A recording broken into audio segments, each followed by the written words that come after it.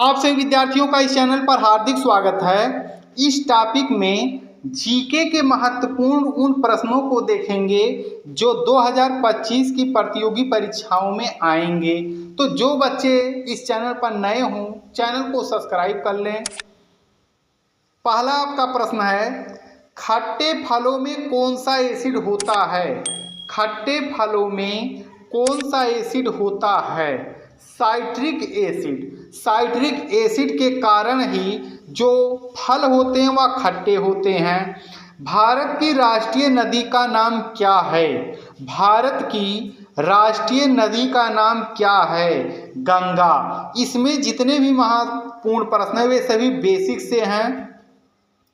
विश्व में कुल कितने महाद्वीप हैं? विश्व में कुल कितने महाद्वीप हैं? 7 महाद्वीप। और अगर पूछता है सबसे बड़ा, तो सबसे बड़ा महाद्वीप एशिया महाद्वीप है। और अगर सबसे छोटा पूछता है तो वह आपका ऑस्ट्रेलिया महाद्वीप है। भारत को किन 2 समुद्रों से घेरा गया है? भारत को किन 2 समुद्रों से घेरा गया है? एक आपका अरब सागर है और एक आपकी बंगाल की खाड़ी है। भारतीय संविधान को पहली बार कब संशोधित किया गया? भारतीय संविधान को पहली बार कब संशोधित किया गया? सही ऑप्शन होगा 1950 ईस्वी में इसको संशोधित किया गया। और कभी कभी पूछ लेता भारतीय संविधान कब लागू हुआ था, तो 26 जनवरी सन 1950 को लागू किया गया था। राउलेट एक्ट को किस वर्ष लागू किया गया? राउलेट एक्ट को किस वर्ष लागू किया गया था? सन 1919 में। भारत की राजधानी कौन सी है? भारत की राजधानी कौन सी है? नई दिल्ली। भारत के उत्तर में कौन सी पर्वत श्रृंखला है? भारत के उत्तर में कौन सी पर्वत श्रृंखला है? हिमालय पर्वत।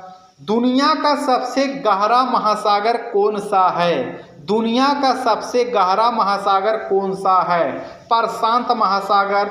और यह विश्व का सबसे बड़ा महासागर भी है। कभी कभी पूछ लेता है सबसे बड़ा जो महासागर है, सबसे गहरी खाई या सबसे गहरा स्थान कौन है, तो उसका नाम प्रशांत महासागर में ही है। मेरियाना गर्त है, बहुत ही इम्पोर्टेंट है। जो महासागर है इसमें जो सबसे अधिक गहरा भाग है प्रशांत महासागर में है, जिसका नाम मेरियाना गर्त है। पृथ्वी के मध्य से गुजरने वाली रेखा कौन सी है? पृथ्वी के मध्य से गुजरने वाली रेखा कौन सी है? भूमध्य रेखा, जो पृथ्वी को 2 भागों में बांटती भी है। भारत किस महाद्वीप का भाग है? भारत किस महाद्वीप का भाग है? एशिया महाद्वीप का।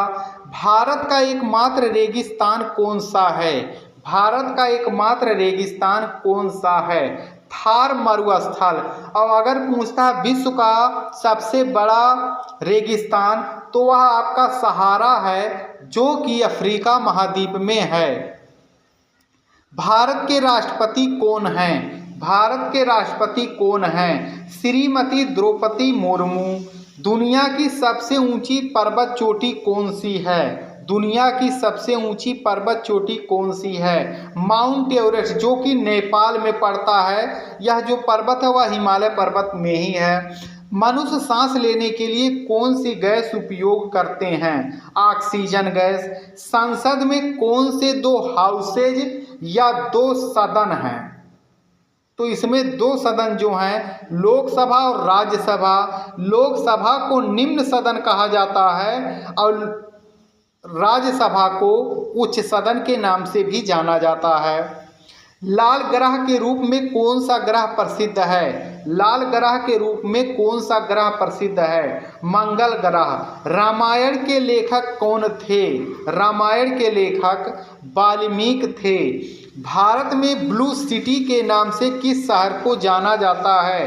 भारत में ब्लू सिटी के शहर के नाम से किसे जाना जाता है? जोधपुर को, जो कि राजस्थान में है। भारत में कौन सी नोट इशू सिस्टम फॉलो की जाती है? Minimum reserve system. भारतीय संविधान में कितनी भाषाएं हैं? भारतीय संविधान में कुल 22 भाषाएं हैं। हमारा सौरमंडल किस आकाश गंगा में स्थित है? उस आकाश गंगा का नाम मिल्की वे आकाश गंगा है। मिल्खा सिंह को क्या कहा जाता है? मिल्खा सिंह को क्या कहा जाता है? Flying Sikh of India. Bharat का सबसे बड़ा राज्य कौन सा है? क्षेत्रफल की दृष्टि से है राजस्थान, और यदि जनसंख्या की दृष्टि से पूछता है तो वह आपका उत्तर प्रदेश होगा। भारत में कितने राज्य और कितने केंद्र शासित प्रदेश हैं? तो भारत में कुल राज्यों की संख्या 28 है और केंद्र शासित प्रदेशों की संख्या कुल 8 है। भारत के 14वें प्रधानमंत्री कौन हैं? श्री नरेंद्र मोदी। गुप्त काल में कौन सी गुफाएं निर्मित की गई थीं? अजंता की गुफाएं।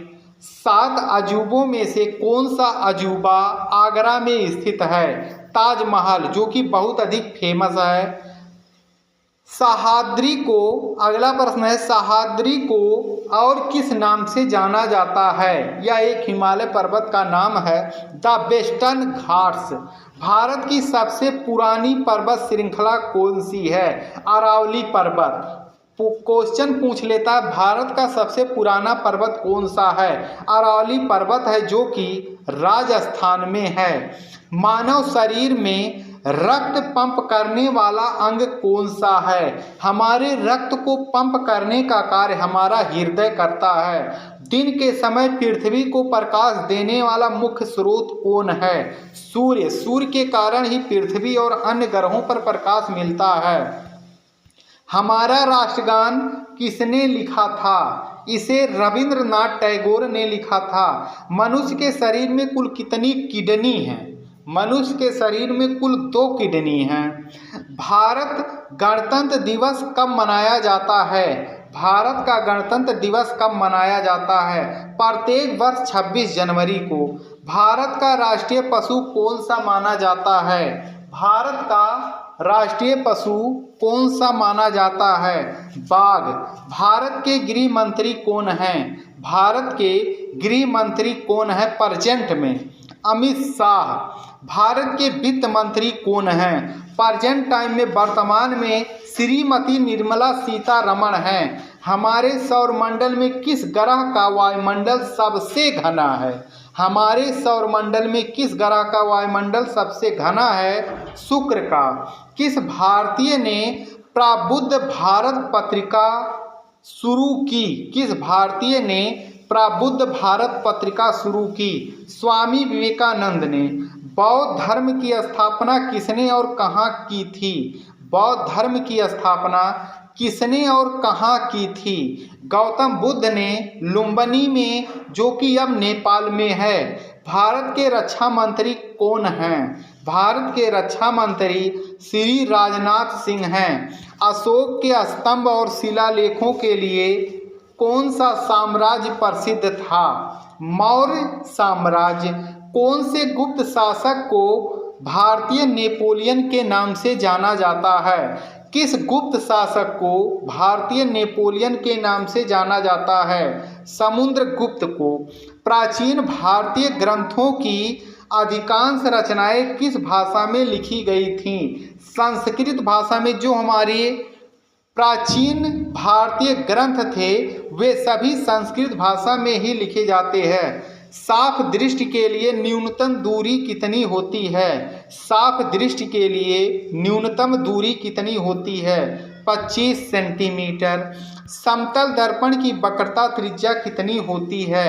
समतल दर्पण की वक्रता त्रिज्या कितनी होती है? यह अनंत तक होती है। आँख के मध्य स्थित छोटे छिद्र को क्या कहा जाता है? आँख के बीच में स्थित जो हमारा छोटा सा छिद्र दिखाई देता है उसे क्या कहा जाता है? उसे पुतली कहा जाता है। स्वस्थ मानव आँख में प्रतिबिंब कहाँ बनता है? स्वस्थ मानव आँख में प्रतिबिंब यानी छाया कहाँ बनती है? रेटिना पर। भारत में लाइसेंस प्राप्त करने की आयु क्या है? भारत में लाइसेंस प्राप्त करने की आयु क्या है? 18 वर्ष। इसके साथ साथ भारत में 18 वर्ष का प्रत्येक व्यक्ति निर्वाचन में यानी मतदान देने का हकदार हो जाता है। तो इसमें जितने भी प्रश्न वे सभी वेरी बेसिक से लिए गए हैं, इसीलिए सभी प्रश्नों को अच्छे से आप पढ़ लें। आप सभी विद्यार्थियों का वीडियो देखने के लिए धन्यवाद।